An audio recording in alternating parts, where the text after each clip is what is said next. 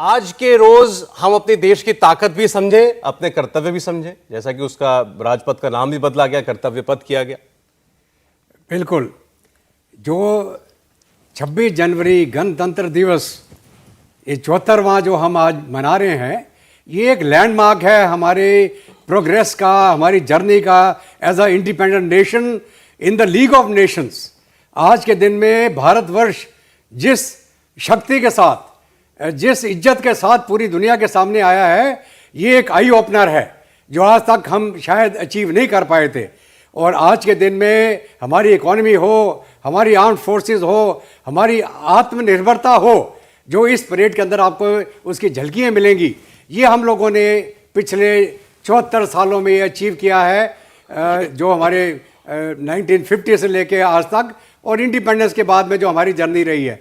लेकिन सबसे बढ़िया बात क्या है कि जो भी हम दुनिया का माहौल देखें, आज रशिया यूक्रेन का सिचुएशन देखें, जो सुपर पावर्स हैं उसके अंदर जो होड़ लगी हुई है, हमारे आसपास के मुल्क, हमारा अपना जियो पॉलिटिक्स, हमारे बगल के जो देश हैं जो हमारी तरफ ज़्यादा फ्रेंडली भी नहीं हैं, हमें इस माहौल के अंदर अपना रुतबा बना के, अपनी सिक्योरिटी को मद्देनज़र रखते हुए, अपने देश को एकजुट करके, अपने नागरिकों को एकजुट करके, हमारे यहाँ जितनी हमारी शक्ति है, चाहे आर्मी हो, नेवी हो, एयरफोर्स हो, सेंट्रल आर्म पुलिस फोर्सेस हो, हमारे नागरिक हो, ये देश की शक्ति है। और हमारा जो मैन्युफैक्चरिंग हब है, हमारी इकॉनमी है, ये सारा मिला के एक नेशनल सिक्योरिटी को उजागर करता है। और आज मैं गर्व के साथ अपने देशवासियों के साथ ये शेयर करना चाहूँगा कि आज का भारत वो भारत नहीं है जिसको कोई आंख दिखा के चला जाए और हम आंख नीचे करके बैठ जाएं। आज के दिन हमको कोई आंख दिखाएगा तो हम आंख से आंख मिला के उसको उसी भाषा में जवाब देंगे जो हमारे साथ मुझे तो करने की कोशिश। शहबाज शरीफ का वो हाल ही में दिया हुआ बयान याद आ गया, जिसमें वो ये खुद समझ रहे हैं और मान रहे हैं कि हम गलतियां कर चुके हैं, अब वो दोबारा वो गलती नहीं दोहराना चाहते। हर बार युद्ध किया, हर बार मुंह की खाई। और इस वक्त जब तस्वीरें आप वाघा बॉर्डर की देख रहे हैं, तब आप बीएसएफ की ताकत भी देख रहे हैं। ये वो ताकत है जिससे पाकिस्तान भी थर्राता है। जरा सुन भी लेते हैं विराज।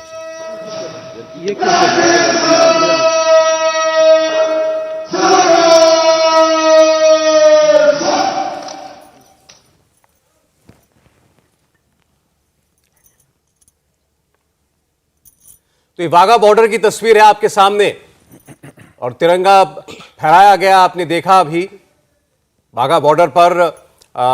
यूं तो हर रोज वहां पर जिस तरीके से आपको एक जोश का प्रदर्शन दिखाई देता है बीएसएफ की तरफ से, वो तो अद्भुत होता ही है। और उसमें 26 जनवरी जैसा मौका हो तो आप अंदाजा लगा सकते हैं वहां पर लोगों में कितना उत्साह होता होगा। और आज शाम को वहां की वो खास तस्वीरें भी आपको हम दिखाएंगे। इस वक्त आप देख रहे हैं वाघा बॉर्डर पर झंडारोहण करते हुए बीएसएफ के वरिष्ठ अधिकारियों को और सलाम करते हुए तिरंगे को। और आइए एक बार फिर से वाघा बॉर्डर से अब आपको सीधा लिए चलते हैं कर्तव्य पथ पर। जो पहली पंक्ति है, मेरे ख्याल पहली पंक्ति ही इस वक्त जो दर्शक दीर्घा में बैठे हुए हैं वो नजर आ रहे हैं और पूरी तरीके से खचाखच भरा हुआ है। जो कोविड का संक्रमण काल रहा, उसके बाद इतनी रौनक वहां पर देखना, ये अपने आप में एक अद्भुत एहसास। और जब से राजपथ का नाम कर्तव्य पथ हुआ है, ये पहली बार है जब यहाँ पर रिपब्लिक डे, गणतंत्र दिवस की परेड देखने के लिए इतने जोश, इतना उत्साह और चेहरे पर मुस्कुराहट, हर चेहरा मानो जैसे एक सा दिखाई देता हो। ये देखिए, इस वक्त आपके सामने कर्तव्य पथ की पूरी तस्वीर जो है वो नजर आ रही है। इसी कर्तव्य पथ पर अब से थोड़ी देर में आपको हमारे जाबाज और बहादुर सिपाही कदम ताल करते हुए दिखाई देंगे। कोशिश की जाती है कि हर बार की परेड में कुछ ना कुछ अलग हो, झांकियों की मार्फत किया जाए या फिर जो हमारे सैन्य उपकरणों की, हथियारों की, हमारी सैन्य शक्ति का जो प्रदर्शन किया जाता है उसमें भी कुछ ना कुछ नया हर साल, ताकि लोगों का वो जो एक उत्साह है वो बरकरार रहे, उत्सुकता है वो भी बरकरार रहे। शर्मा साहब जी बिल्कुल, आपने बात करी थी परिवर्तन की, तो गणतंत्र दिवस का मौका है, तो मैं यही कहूँगा कि एक समय था कि ये कहा गया कि भारत में लोकतंत्र शायद चल नहीं पाएगा, क्योंकि वोट देने का जो अधिकार है उसके लिए एक क्वालिफिकेशन बताई जाती थी, और उस ज़माने में यूरोप में महिलाओं को वोटिंग का अधिकार नहीं था, कुछ विशेष लोग ही वोट करते थे, ऐसा एक सिलसिला था। लेकिन भारत में आम आदमी को पहली बार से ही वोट देने का अधिकार रखा गया, और उस समय 21 वर्ष की उम्र हुआ करती थी। लेकिन भारत ने शांतिपूर्वक तरीके से मतदान किया लोगों ने, और अपनी सरकार चुनी, एक के बाद एक चुनाव होते चले गए, और बैलेट से ईवीएम तक जो हमारा सफ़र रहा है उस पर यदि हम देखें तो कहीं भी ठीक है, राजनीतिक तौर पे कुछ आक्षेप लगते रहे हों, विभिन्न पार्टियों ने समय समय पर कुछ कुछ कहा है, लेकिन पूरी दुनिया ने देखा है कि कैसे भारत का आम नागरिक एक बैलेट पेपर से ईवीएम मशीन तक न केवल सिद्ध हुआ है बल्कि उसने उसका स्वीकार भी किया है।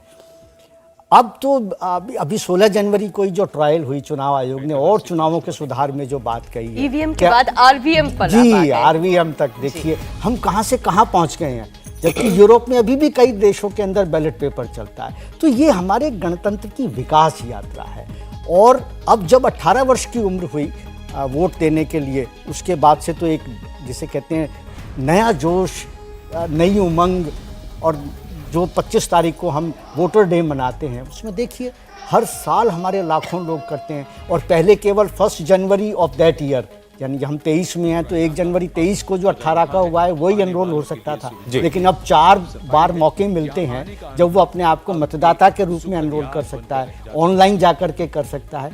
आप देखिए कितना परिवर्तन आया है। ये सब एक मच्योर मजबूत लोकतंत्र की पहचान है कि आप हर बार हर कुछ अरसे में अपनी प्रणालियों में सुधार करते रहें और दुनिया के सामने एक उदाहरण आप पेश करते हैं कि भारत देश इतना बड़ा लोकतंत्र होने के बावजूद कैसे अपने एक एक नागरिक के अधिकारों को सुरक्षित करता है। और इसलिए हम जीवंत संविधान के भी, अगर हम ये कहें कि हमारा संविधान जीवंत है। इंडिया टीवी हर वक्त हर जगह डाउनलोड करने के लिए सर्च करें India TV news Google play store या ऐप स्टोर पर।